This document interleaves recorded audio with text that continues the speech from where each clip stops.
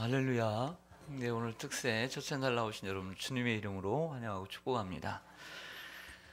제가 어제 보답하는 삶을 얘기를 했었는데요. 나중에 들은 얘기인데 우리 성도님 가운데 감사한 것은 이제 젊은 날에 어린 나이에 우리 교회를 다녔죠. 우리 교회 출신인데 갑작스레 아버지가 돌아가시고 장례를 치르게 됐습니다.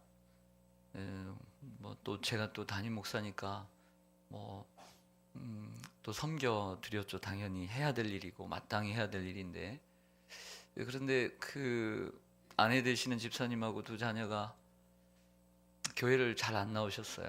그 계기로 장례를 치러드리고, 어제 처음 들은 얘기인데 동생한테 형이 그랬대요. 형이 이제 밤새 일을 하는데 인간적으로 너무 고맙다. 인간적으로 너무 고마워서 목사님에게 또 하나님에게 보답하려고 한 달만 나가자. 그 일부 예배를 그 바쁜 시간에 주일날 일부 예배를 한 달을 나오더라고요. 근데 하나님 그때 은혜를 주셨어요. 보답하는 삶이란 하나님의 은혜가 임하는 거예요. 그래서 수년 동안 일부 예배를 드려요. 할렐루야. 이번엔 동생이 먼저 결혼을 하지만 보답하는 삶이란 이처럼 중요한 거예요. 할렐루야.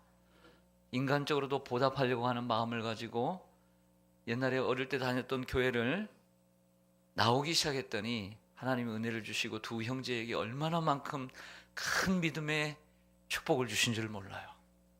얼마나 믿음이 좋아진지 몰라요. 보답하는 것은 귀한 것입니다. 예수님께서 십자가에 못 박혀 돌아가시면서 십자가상에서 7말씀을 하셨다고 합니다. 그래서 우리는 십자가상의 칠언, 한자로는 가상칠언이라고 하는데 몇 해 동안 살펴보니까 그 말씀을 전하지 않았더라고요. 그래서 이번에는 첫 주간을 그 가상칠언을 한 말씀 한 말씀을 나누려고 합니다. 그래서 오늘 첫 말씀이 아버지 저들을 사하여 주옵소서 자기들이 하는 것을 알지 못함이니이다. 이 말씀 가지고 말씀을 나누려고 합니다. 분명 이 말씀은 1차적으로 자기를 십자가에 못 박고 있는 로마의 군사들을 향해서 하신 말씀이고, 두 번째로는 자기를 알아보지 못하고 십자가에 못 박아라고 외쳤던 유대인들과 우리 모든 그리스도인들, 우리 모든 세상의 사람들을 향한 말씀이었을 것입니다. 그리고 이 말씀은 여러분들이 잘 아시는 이사야 53장 예수님에 대한 이 고난에 대한 예언의 마지막 절인 12절에 53장 12절에 보면 그러나 그가 많은 사람의 죄를 담당하고 범죄자를 위하여 기도하였느니라 라는 예언의 성취인 줄로 믿습니다. 이 말씀 속에서 저는 오늘 두 가지만을 여러분들에게 드리고자 합니다. 첫째는 첫 번째 말씀이 아버지를 향한 기도였다는 것입니다. 예수님은 공생애를 시작하시면서 기도를 시작하셨죠. 기도로 40일 동안 광야에 나가 성령에 이끌려서 금식하셨습니다. 기도하셨을 것입니다. 성경은 금식했다라고만 얘기하지 기도했다고는 얘기하지 않지만 그래도 기도하셨을 것입니다. 뭐 했겠습니까? 기도했겠죠. 근데 사실은 그 전에 예수님이 기도하신 것이 나옵니다. 세례를 받으실 때의 모습입니다. 누가복음 3장 21절을 보니까 백성이 다 세례를 받을새 예수도 세례를 받으시고 기도하실 때에 하늘이 열리며 그랬습니다. 세례를 받으실 때 기도하셨고 하늘이 열리고 성령이 비둘기같이 임한 줄로 믿습니다. 예수님의 삶은 기도로 시작하셨고 그리고 기도로 마무리하셨습니다. 이것은 우리에게 모범이 됩니다. 예수님께서 십자가 위에서 하신 말씀 가운데 7말씀 가운데 3가지가 기도인 것을 발견할 수 있습니다. 한번 보세요. 첫 번째 하신 말씀이 아버지 저들을 사하여 주옵소서 저들이 하는 것을 알지 못합니다. 그리고 4번째 말씀이 뭐냐면 엘리엘리 라마 사박다니 나의 하나님 어찌하여 나를 버리시나이까 이 말씀이었고요. 마지막 7번째 말씀이 목마르다가 아니라 아버지여 내 영혼을 아버지 손에 부탁하나이다. 이 3개가 기도거든요. 7가지 가운데. 그런데 1, 2, 3, 4, 5, 6, 7 이렇게 했을 때 그 중간이 뭘까요? 4입니다. 4. 이게 바로 예수님의 나의 하나님 어찌하여 나를 버리십니까? 라는 기도이고요. 거기서 앞으로 셋을 가도 첫 번째도 아버지 저들을 사하여 주옵소서라는 기도고요. 그리고 뒤로 3번을 가더라도 마지막 기도가 아버지 내 영혼을 아버지 손에 부탁합니다. 그러니까 예수님의 이 7가지의 기도의 중심도 기도고 첫 번째도 기도고 마지막도 기도입니다. 십자가의 고난이 이제 시작이 됩니다. 십자가에 못 박혔습니다. 이제 밑에 구멍을 뚫고 그리고 십자가를 올렸습니다. 고난이 시작되는 시점에서도 기도를 하셨고 그 고난의 한 중심에서도 한복판에서도 기도를 하셨고 마지막에 그 고난의 끝을 보고 주님 품에 안기는 순간에도 기도를 하시는 모습을 보게 된다는 것이죠. 여기서 우리가 배울 수 있는 것은 그 어떠한 죽음도 어떠한 고통도 아들과 아버지의 관계를 끊을 수 없었다는 것이죠. 할렐루야. 그리고 그 어떤 환난과 어떤 고통도 우리가 하나님 앞에 드리는 기도가 끊어져서는 안 된다는 거예요. 할렐루야. 여러분들의 기도가 멈추지 않기를 소망합니다. 어떤 일로 인해서 기도가 끝나면 안 돼요. 가끔씩 우리 성도님들의 이야기를 듣고 우리 성도님들의 삶을 보면 안타까운 가정의 이야기를 들을 때가 있습니다. 그것은 뭐냐면 부모님과 자녀의 대화가 단절된 가정의 이야기를 듣는 것입니다. 없는 것 같죠? 아니에요. 많아요. 특별히 아버지와 아들의 관계가 왜 이렇게 안 좋습니까? 대화가 안 된대요. 대화를 안 하고 살아요. 분명히 이 아들들은 크면 클수록 자기의 세계가 있기 때문에 뭐 여자애들처럼 대화를 잘하는 건 분명히 아니죠. 그런 부분을 감안한다 하더라도 아예 대화가 없는 가정이 있습니다. 어떤 자녀를 보니까 아버지가 너무 무섭대요. 아버지가 너무 무서워서 대화를 하기 어렵다는 거예요. 또 어떤 경우에는 어머니가 자신을 너무 실망스럽게 한 거예요. 인간적으로도 이렇게 할 수 없다는 거예요. 그런 아버지하고 어떻게 대화를 하며 살 수 있느냐는 거죠. 함께 살기도 싫고 그리고 떨어져 살아도 연락하고 싶지 않고 평생 안 보고 싶은 순간도 찾아올 수 있다는 것이죠. 이런 일 없을까요? 아니에요. 세상에는 많아요. 그러나 여러분, 제가 그런 분들이 혹시 이 자리에 있을지 모르겠어요. 있을 수 있다고 저는 생각을 해요. 제가 그 마음을 어떻게 다 헤아릴 수가 있겠습니까? 많은 어떤 경위로 어떤 사건으로 어떤 일로 부모님과 대화가 단절된지는 모르지만 정말 등 돌리며 남들보다 못한 관계로 까지 살 수 있는 일일까라는 생각을 다 했으면 좋겠어요. 그래서 다시 한번 대화를 시도하고 또 관계를 회복하고 그런 은혜가 있기를 간절히 소망합니다. 분명히 힘든 부분이 있겠죠. 사랑하는 여러분, 모든 것은 기도에서 시작됩니다. 우리가 기도를 놓는 순간 아무것도 안 됩니다. 되죠? 내 지식으로는 됩니다. 내 생각으로, 내 경험으로는 인생을 살아갈 수 있어요. 그러나 기도를 놓는 순간 하나님이 기뻐하시지 않는 삶을 살아가는 거예요. 하나님이 기뻐하시지 않는 선택을 할 수밖에 없다는 것이죠. 여러분이 기도를 놓지 않기를 소망합니다. 그 어떤 걸로도, 어떤 고통, 어떤 아픔이 여러분들에게 어떤 고통이 온다 하더라도 기도를 놓지는 말아라. 저는 그런 말씀을 드리고 싶어요. 기도를 붙잡고 있을 때 모든 것은 가능하다. 혹이라도 지난 과거에 여러분들의 기도가 끊어졌다면 좀 이번 기회를 통해서 기도가 회복되어지기를 소망합니다. 기도에 어떤 불이 꺼져 있다면 기도의 불씨를 좀 붙이는 이러한 특세가 되기를 간절히 소망합니다. 기도는 우리의 생명줄입니다. 우리 영혼의 호흡입니다. 날마다 기도하시기를 소망합니다. 자신을 위한 기도 당연히 해야 되겠고요.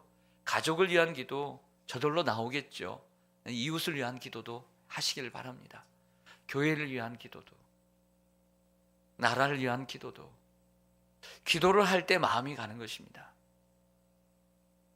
욥이 고난 속에서도 기도를 했습니다. 기도를 놓지 않았습니다. 날마다 기도하는 여러분들 되시기를 소망합니다. 기도를 놔서는 안 됩니다. 아버지 저들을 사하여 주옵소서. 자기들이 하는 것을 알지 못합니다. 저는 오늘 말씀 속에서 두 번째로 여러분들에게 말씀드리고 싶은 것이 있습니다. 여러분도 생각하고 있는 것이죠. 용서입니다. 따라서 하겠습니다. 용서. 오늘 이 말씀은 예언의 성취일 뿐만 아니라 예수님이 평소에 공생의 기간 동안에 가르치셨던 자신의 가르침에 대한 실천이었습니다. 그리고 예수님은 이러한 용서에 대한 가르침에 대한 실천을 행하셨죠. 특별히 산상설교에는 이러한 용서의 메시지가 많이 있습니다. 마태복음 5장 14절에 보니까 44절에 보니까 이런 말씀이 있습니다. 너희 원수를 사랑하며 너희를 핍박하는 자를 위하여 기도하라. 원수를 사랑하라고 얘기합니다. 핍박하는 자를 위하여 기도하라. 예수님께서 가르쳐 주신 주기도문 안에도 이런 기도가 있습니다. 우리가 우리에게 죄 지은 자를 사하여 준 것 같이 우리의 죄를 사하여 주옵시고. 어떻게 보면 우리가 이웃에 대한 용서를 행할 때 하나님이 우리를 용서해 주신다라고 하는 그런 어떤 공식으로 이해가 됩니다. 자, 이 말씀은 더더욱 그렇습니다. 주기도문을 가르쳐 주신 후에 마태복음 6장 14절과 15절에 보면 너희가 사람의 잘못을 용서하면 너희 하늘 아버지께서도 너희 잘못을 용서하시려니와 너희가 사람의 잘못을 용서하지 아니하면 너희 아버지께서도 너희 잘못을 용서하지 아니하시리라. 어떻게 보면 우리가 우리에게 잘못한 사람을 용서를 할 때만이 하나님께서 우리를 용서해 주신다는 조건절로 이해가 됩니다. 우리에게 부담이 되죠. 부담이 됩니까? 안 됩니까? 되죠. 그러니까 어떤 용서가 이루어지냐면 억지 용서가 이루어지게 되는 거예요. 이게 참다운 용서가 아닌 억지 용서를 할 수밖에 없죠. 자, 억지 용서라는 것은 마음으로는 용서가 안 되는데 표면적인 용서를 하며 살아가는 거예요. 왜? 하나님이 내가 용서를 누군가에게 해줘야만이 하나님께서 날 용서해 주실 것처럼 느껴지니까. 용서를 안 하면 안 될 것처럼 느껴지니까요. 그렇지 않습니까? 그러나 누가복음 17장 3절과 4절을 보면 조금 다릅니다. 우리 성경 한번 찾아볼까요? 누가복음 17장 3절 4절. 조금만 앞으로 가보시면 누가복음 17장 3절 4절.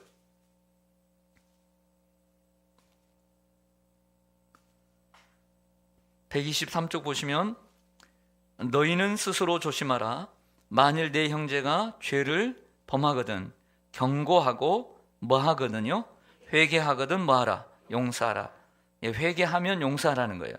4절에 보면 만일 하루에 7번이라도 내게 죄를 짓고, 어떤 사람이 여러분들에게 7번 여러분들의 가슴을 파헤치고 고통스럽게 할지라도 7번 내게 돌아와 내가 회개하노라 하거든 너는 뭐하라? 용서하라.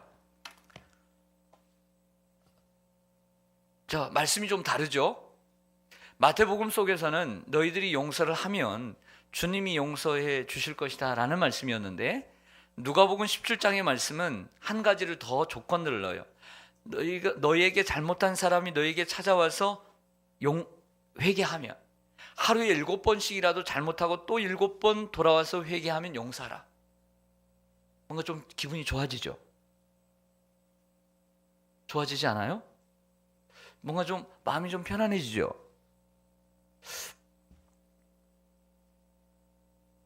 자, 여러분들에게 면죄부를 드리려고 하는 건 아니에요. 자, 면죄부를 드리려고 하는 건 아니고, 실제적인 얘기를 좀 해보자는 거죠. 여러분들의 인생에 용서가 잘 안 되는 어떤 그런 사건들이 있었을 텐데, 그 사람이 여러분들에게 찾아와서 용서를 구하지도 않았는데 여러분들이 용서를 할 수 있겠느냐 이거죠. 용서하고 사십니까? 예수님을 많이 닮은 분들은 용서를 이미 했겠죠. 참 훌륭한 분들이라고 생각합니다. 그런데 그 사람이 잘못한 것을 회개하면 용서해 주라는 거예요. 그럼 만약에 회개하지 않는다면 용서를 어떻게 하라고요? 하지 말라. 위안이 됩니까? 안 됩니까?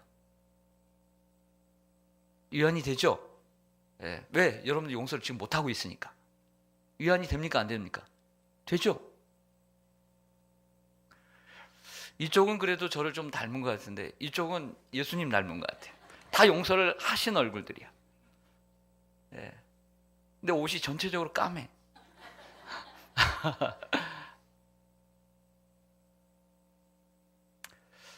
저는 오늘 이 짧은 변변치 않은 설교 20분 가지고 여러분 평생의 마음속에 그 암덩어리처럼 가지고 있는 용서하지 못하는 부분을 제가 막 분해시켜가지고 막 해독시켜가지고 용서의 암덩어리를 정말 없앨 능력도 없어요. 그리고 그렇게 하고 싶지도 않아요. 제가 그런 무슨 능력이 있겠습니까? 그걸 바라지도 않아요.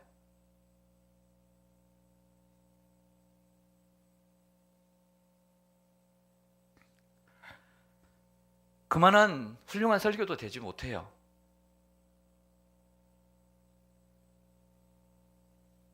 여러분들이 자, 오늘은 그냥 한 발자국만 갔으면 좋겠어요. 한 발자국만.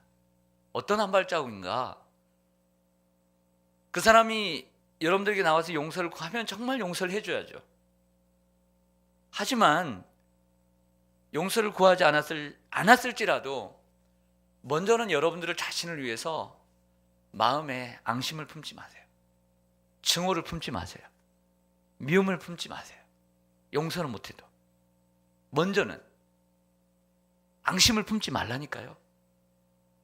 여러분 자신을 위해서 푸세요. 그것부터. 그리고 사람이 잘못을 했는데 잘못을 구하지 않고 내가 용서한 것처럼 보여지면 이건 정의가 아니에요. 어떻게 보면 그것을 무조건 용서해 준 것처럼 보여지면 그 사람이 자신이 잘못한 걸 잘 모를 수가 있는 거예요.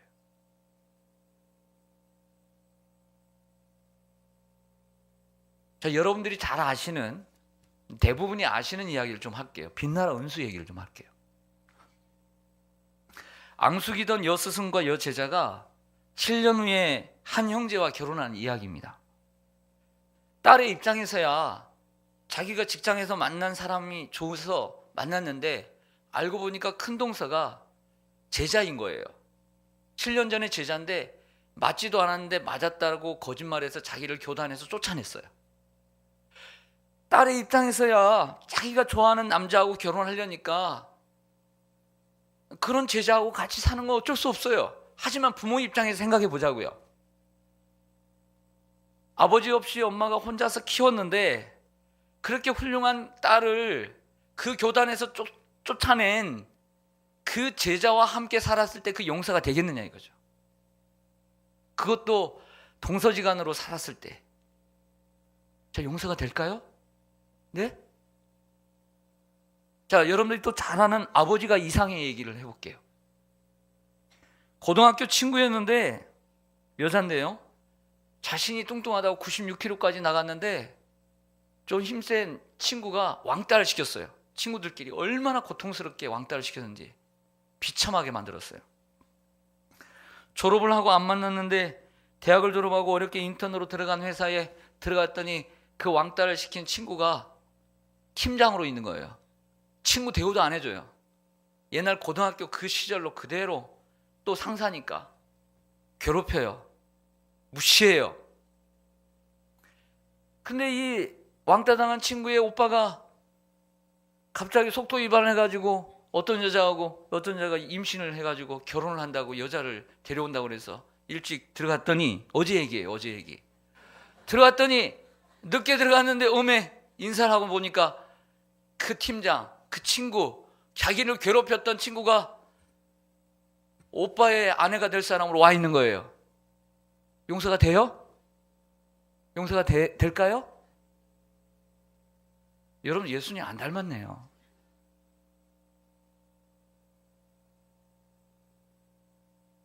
이런 일 우리의 삶에 없을까요?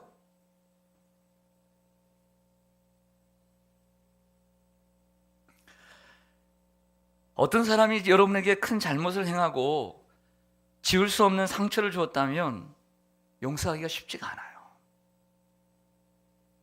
그리고 그 사람이 아무 잘못도 없는 것처럼 대하지도 못할 것입니다. 하지만 좀 전에 말씀드린 것처럼 여러분들 마음속에 증오를 품지 마세요. 앙심을 품지 마세요. 그리고 대신 한 발자국만 나가죠. 그를 위해 기도해 주세요. 낳아주시고 길러주셨지만 어떤 사건으로 아버지와 대화가 단절된 그 아버지를 위해서 기도해 주세요.